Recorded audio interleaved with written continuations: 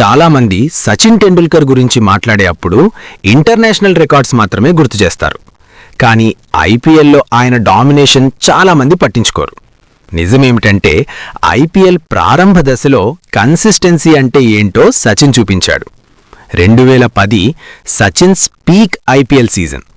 600+ runs చేసిన మొదటి Indian player. తన టీం ముంబై ఇండియన్స్ను ఫైనల్కు తీసుకెళ్లాడు. ఆరెంజ్ క్యాప్ గెలిచాడు. Most runs in season. Player of the tournament అయ్యాడు.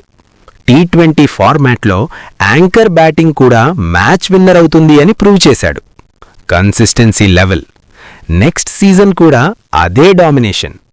2011 సీజన్. మళ్లీ 500+ రన్స్. వరుసగా 2 సీజన్లలో 500+ రన్స్ చేసిన మొదటి ప్లేయర్. ఇది చిన్న విషయం కాదు. ఎందుకంటే ఐపీఎల్లో పిచ్ మారుతుంది, బౌలర్స్ మారుతారు, ప్రెషర్ ఎక్కువ ఉంటుంది. కన్సిస్టెన్సీ మెయింటైన్ చేయడం చాలా కష్టం.